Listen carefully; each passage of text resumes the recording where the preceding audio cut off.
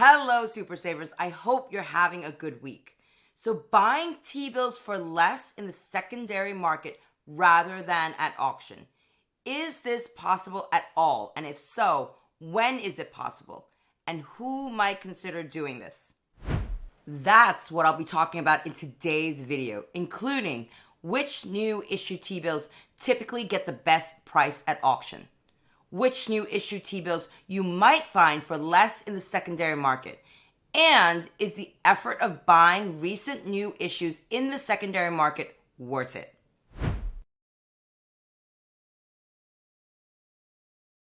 So, I've been tracking weekly new issue T-bill auction prices for the past 2 months and comparing auction prices to the secondary market prices for the same T-bills, usually just a few hours later across Fidelity, Schwab, Vanguard, and TD Ameritrade. And yes, this is currently my new favorite table, my financial friends. Very numbers heavy, but it has a certain charm, I find.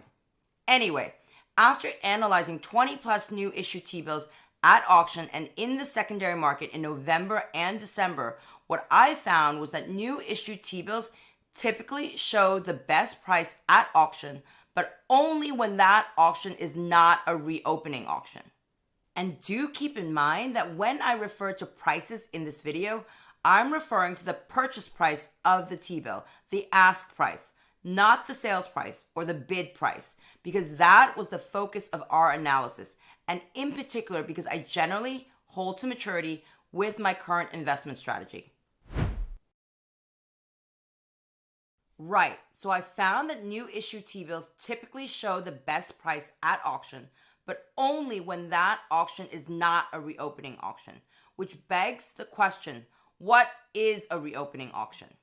A reopening auction is one where Treasury Direct sells additional amounts of a previously issued T-bill.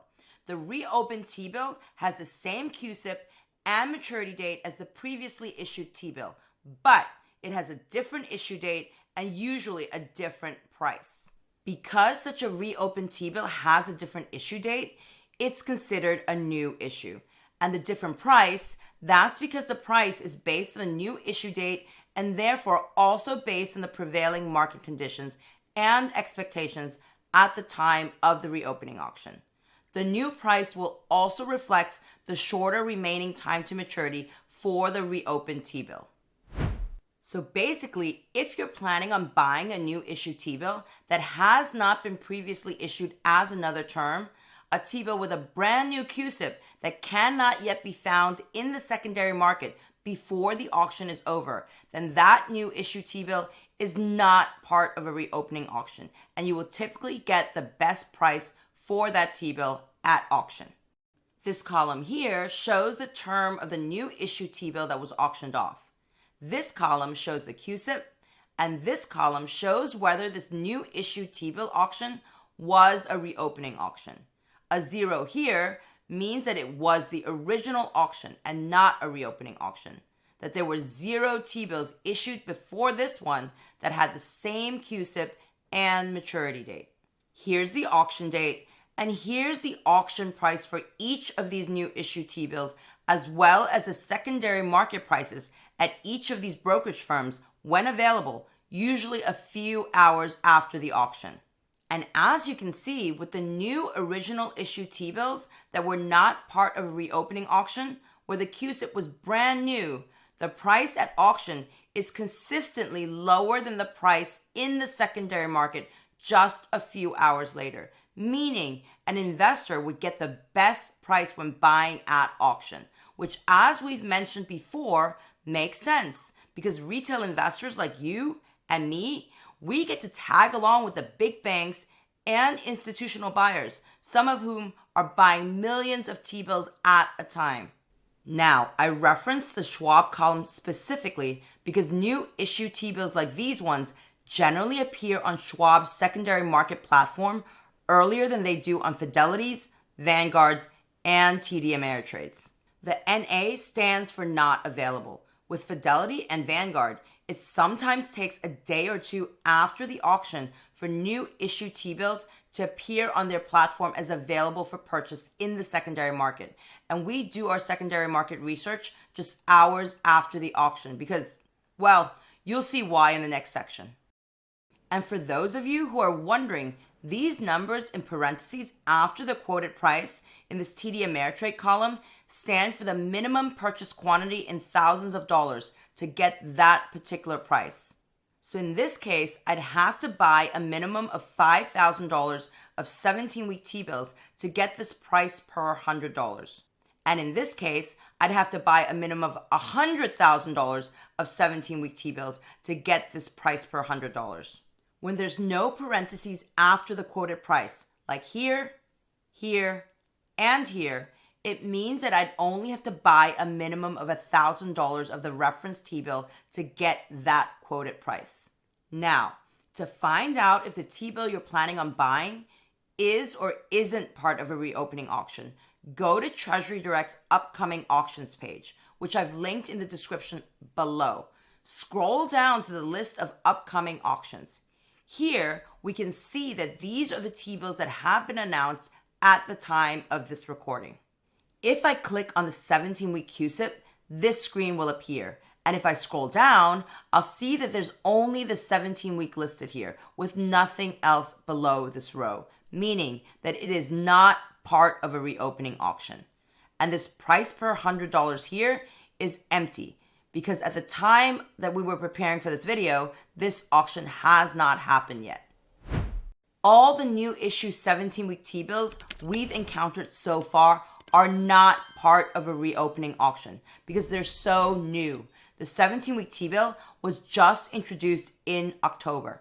As time progresses though, I'm sure that there will be more new issue 17-week T-bills that will be part of a reopening auction, which leads nicely to the next section that I've referenced a few times already.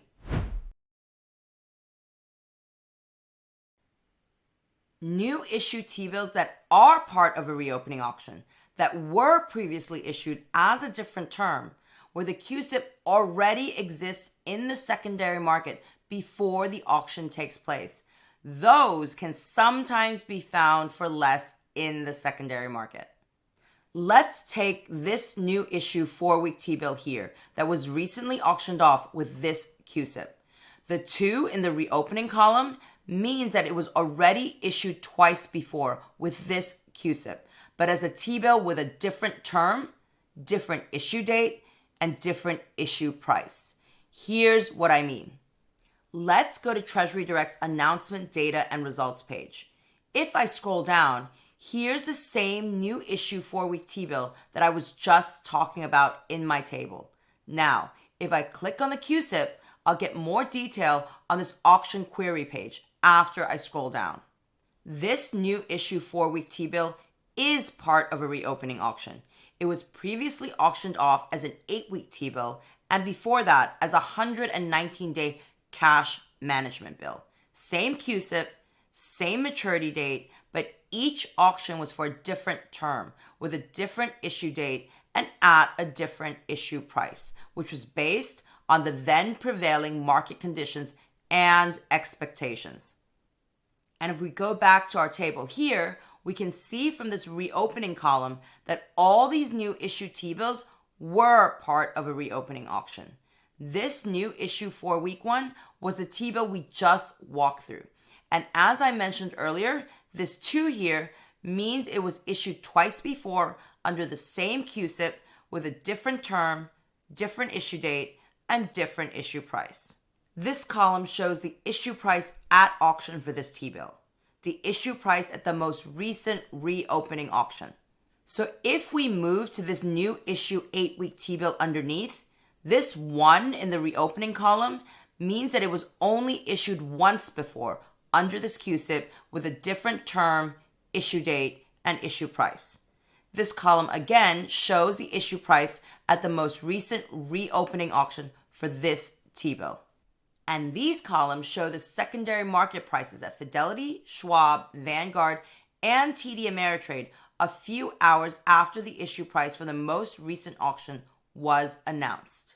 As you can see from the yellow highlighted rows, when a new issue T-bill is part of a reopening auction, there are certain instances when you might be able to find that same issue a few hours later for less in the secondary market with Fidelity, Schwab, and Vanguard. With TD Ameritrade, it was a bit touch and go. Sometimes the secondary market price was less, but sometimes a bit more, as noted here. The wonders of supply and demand, especially in what was this year a rapidly rising interest rate environment where the market has been fluctuating from 1 week or sometimes even 1 day to another. So these yellow highlighted rows indicate reopened new issue T-bills where the secondary market price was lower than the most recent auction price just a few hours after the auction. Now, I don't know exactly why this is the case, but it could seem to indicate that the secondary market was expecting continued aggressive hikes by the Fed. But drop us a comment below if you have your own insight or theory as to why this might be happening. And these two new issue T-bill auctions here, where the secondary market price was not lower than the most recent auction price just a few hours later, these auctions happened the day before the Fed announced its most recent 50 basis point rate hike, when the market was predicting a Fed slowdown or even possible pause. And this new issue 13-week T-bill here may be a result of yet evolving market projections and other supply and demand factors. We'll keep tracking this for just a little while longer out of curiosity, but also because generally speaking, I like larger sample sizes. So far though, based on the information we've collected and analyzed, it does seem that there are some instances when an investor might be able to find a new issue T-bill for less in the secondary market than at auction, if that new issue T-bill is part of a reopening auction. Now, to find out if the T-bill you're planning on buying is part of a reopening auction, let's go again to Treasury Direct's upcoming auctions page, which, as I've mentioned, is linked in the description below. Scroll down again to the list of upcoming auctions. This time, though, let's click on the 4-week QSIP. And what I can see from the screen that appears is that this new issue 4-week T-bill was issued 2 times before, most recently as an 8-week T-bill, and before that as a 119-day cash management bill. Same QSIP, same maturity date, but different terms, issue dates, and prices. And this price per $100 here for the 4-week T-bill is empty because as we were preparing for this video, this auction has not happened yet. From what we've seen thus far, most new issue 4-week, 8-week, and 13-week T-bill auctions are reopening auctions. They've been issued at least once before and sometimes even twice before, like the 4-week T-bill examples I've shown you, under the same QSIP with different terms, issue dates, and prices. Some new issue 26-week T-bill auctions are also reopening auctions. For example, when they were previously issued under the same QSIP as a 52-week T-bill, which brings us to the million-dollar question. So, I have to say my answer is no in most cases. Listen, this was a fun analysis with interesting tidbits that are good to know. But for the average investor, myself included, I don't think it's worth the time and effort to buy recent new issues in the secondary market rather than at auction, if the only reason an investor is doing this is to get a potentially slightly lower price. And as you've seen on my tables, these price differences are real, but relatively small even in the best case. And remember, even when a new issue T-bill is part of a reopening auction, there are a lot of market factors at play that influence whether the secondary market prices a few hours later will be less than the auction price. Market factors that the average investor simply often does not fully see or understand. And even when the secondary market prices are slightly lower than the auction price, in the specific instances we've mentioned, that price difference usually disappears after 1 or 2 days maximum. And it's with all this in mind that I still buy at auction because generally speaking, it remains the most cost-effective time-saving T-bill purchasing method in my mind. Now, if, on the other hand, you're an active or aspiring trader buying significant volumes and or perhaps you have a deep understanding of the bond market, then that may be a different story. Or maybe you have other reasons for buying in the secondary market that go beyond just lower pricing. Everyone's financial journey is different, as we say here at Diamond Nest Egg. And if you do have your own reason, drop a comment below and let us know what it is. Curious minds want to know. Because buying in the secondary market just so that you might get a potentially slightly lower price under a very specific set of circumstances just isn't a particularly strong reason for doing this, is my feeling. There's simply too much time, effort, and sheer hope and luck that's involved. All right, Super Savers, I hope you found the secondary market analysis as interesting as we did and learned something new. And be sure to check out this video here if you want to learn more about how Fidelity, Schwab, Vanguard, and TD Ameritrade rank when it comes to T-bills, or if you want to learn more about T-bills in general. As always, if you enjoyed this video, don't forget to share with family and friends and to hit that thumbs up, and see you again soon with another brand new wealth building video.